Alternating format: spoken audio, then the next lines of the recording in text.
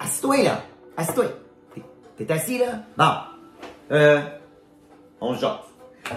Le contrôle du poids, là, c'est pas compliqué. C'est une question de volonté. À la base, c'est vrai. Faut avoir des informations.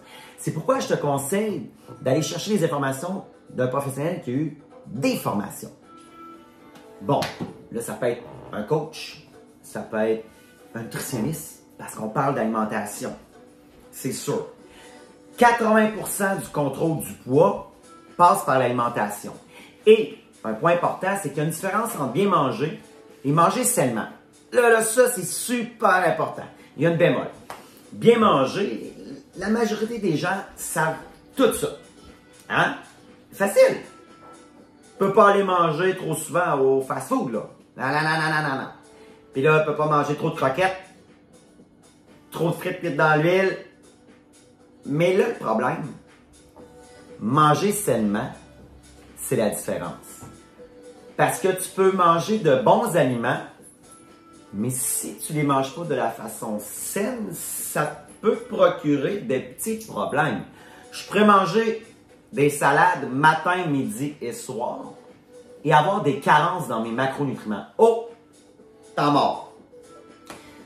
Macronutriments, glucides, protéines, lipides. Faut pas que tu en prennes trop dans les trois, même si c'est des bons glucides comme les fruits, des bonnes protéines et des bons lipides comme l'avocat au lieu d'être de l'huile à patate frite. Faut aussi que tu en prennes assez dans ta journée, sinon tu tombes en carence et là, il y a des symptômes qui vont apparaître. Ceux qui ne mangent pas assez ont des symptômes. Hein? Pour vrai? Oui, monsieur, madame. Donc, c'est important parce qu'il y a des choses qu'on met ça sous la faute de d'autres choses. Exemple, je peux perdre plus mes cheveux, mes ongles sont fragiles, sont cassants. Ces symptômes-là pourraient provenir d'un fait que la personne ne mange pas assez de protéines dans la vie de tous les jours.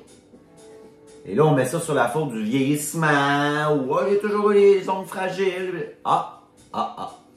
Je suis fatigué, maux de tête plus fréquents, gros mal de tête plus fort, la langue est plus forte, malaise, palpitations cardiaques, je dois être fatigué, je dois couvrir quelque chose. Ça se peut que ce soit juste parce que tu coupes trop tes glucides, tes sucres. Et on priorise les bons sucres. Ça, c'est sûr. Si tu es encore en train de grandir, tu pourrais diminuer ta croissance ou même l'arrêter si tu ne manges pas assez de lipides dans ton alimentation. Un des premiers symptômes aussi qu'on voit au niveau des lipides, des gras, quand on n'en mange pas assez, les gens vont avoir tendance à être plus constipés. Oh! Un problème plus important, c'est au niveau cognitif. Quand on ne mange pas assez de lipides dans la vie de tous les jours, les messages communiquent moins bien. Puis là, tu as comme la misère à réfléchir. Tu n'arrives pas à te poser. Voyons, j'oublie tout le temps ce que je fais. Puis... Alors, il y a un minimum, mais il y a un maximum aussi. Et on priorise les aliments sains. C'est une des raisons pourquoi moi, j'ai intégré les protéines en poudre. Pourquoi? Les protéines, si on prend exemple, il y a beaucoup de carnivores qui vont manger beaucoup de viande. Viande dit aussi lipides, gras. Là, je prends un bon steak. Il y a du gras dans mon steak. Je le fais cuire avec du beurre, avec de l'huile, de la margarine. J'ajoute un corps gras qui n'est même pas santé en plus. Puis là, je vais le manger avec des patates. Peut-être que les patates vont être au four. Mettons, j'ai pas fait cuire mes patates dans l'huile. On se donne une petite chance. Puis là, tu vois où est-ce que je vais en venir? Là? Rapidement, là, on va trop manger d'une macronutriments sans que l'assiette soit trop grosse. C'est pas une question de quantité nécessairement. Je conseille de déjeuner, dîner, souper et collation pour répartir les apports dans une journée. Ça fait partie d'un mode de vie sain. On veut répartir l'énergie, mais il faut la prendre au bon moment. Je conseille de prendre des légumes au déjeuner. Les fibres vont t'aider à démarrer ton métabolisme dès le départ dans la journée. Si tu déjeunes pas, c'est encore pire. Mais si tu déjeunes avec des légumes, beaucoup plus fonctionnel. Et tu as de l'énergie pour faire ce que tu as à faire. Je dis pas que quand tu déjeunes pas, tu es non fonctionnel, là. Mais tu es moins fonctionnel. Et si ça perdure depuis trop longtemps, ça se peut que tu sois même pas fonctionnel.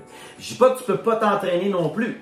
Tu peux t'entraîner. Mais imagine si tu avais donné l'apport énergétique que tu avais besoin, tu serais plus performant. les gains seraient plus optimales. C'est intéressant. Parce qu'il y en a qui jeûnent. Mais souvent, ils ne jeûnent pas au bon moment. Ils vont couper le déjeuner. Ils startent la journée, pas d'énergie. Mais ils vont souper, par exemple. Donc, je conseille de déjeuner. Dîner, souper, collation. Mais en même temps, le jeûne, c'est intéressant. Donner au moins 10 heures de jeûne par jour. Et quand tu dors, c'est du jeûne. Donc, 10 heures sans manger, ça donne un bon repos à ton système digestif. C'est stratégique. Là, Guy, des légumes au déjeuner. Bon, OK. Il y a les greens aussi qu'on peut prendre.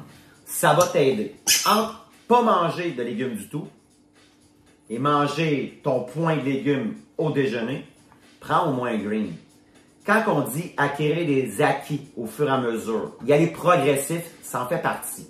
Quand j'ai des gens en suivi privé, c'est un suivi qui est personnalisé. Je pose des questions, on regarde la situation de la personne, puis on y va pas trop drastique. On veut pas se décourager, on veut acquérir. Ce qu'on vise dans un premier temps, c'est le mode de vie sain dans la zone neutre. Avoir un poids, et là je demande parenthèse, un poids qui est plus raisonnable. Et là, la parenthèse est la suivante. Je veux pas qu'on fixe un poids sur la balance. Je veux qu'on fixe un taux de gras dans le sang. C'est beaucoup plus intéressant. Parce qu'un poids, quand on a un chiffre en tête, ça peut être faussé. Si moi, dans ma tête, je veux peser 130 livres, ça se peut que faut jamais que je me rende là. C'est beaucoup trop maigre. Je peux peser 150 livres, avoir 20 livres à perdre. Mais je peux avoir 5 livres à perdre, puis pourtant, je suis à 150 livres. Ça dépend de tes muscles dans ton corps. Et les muscles ont besoin d'énergie, donc c'est beaucoup mieux d'avoir des muscles que d'avoir du gras dans ton corps. Là, il y a toutes sortes de choses sur le marché, là, les 0 calories. Il y a des choses qui sont meilleures, il y a des choses qui sont moins bonnes. Faites attention. Donc, c'est intéressant de remplacer dans un rythme où ce qu'on veut acquérir, et là, il va progressif, tout simplement. Et il y a des choses qui sont quand même correctes, puis il y a des choses qui sont vraiment pas bonnes sur le marché à 0 calories. Les bons sucres sont à prioriser. Le moins transformé possible. Le sirop d'érable, le miel, c'est des sucres naturels, mais ils sont en partie transformés. Donc, on y va avec parcimonie même de ce côté-là. Par contre, c'est beaucoup mieux de prendre ces sucres-là que des sucres raffinés. Bon, là, ça fait plusieurs choses qu'on discute ensemble. Ce qu'il faut que tu fasses, une étape à la fois, rends-toi dans une zone qui va te rendre heureux, heureuse, puis profite-en. C'est ça qui est important. Ah, ben, pense à ça. Pense à ça, là, puis si t'as d'autres questions, reviens à moi.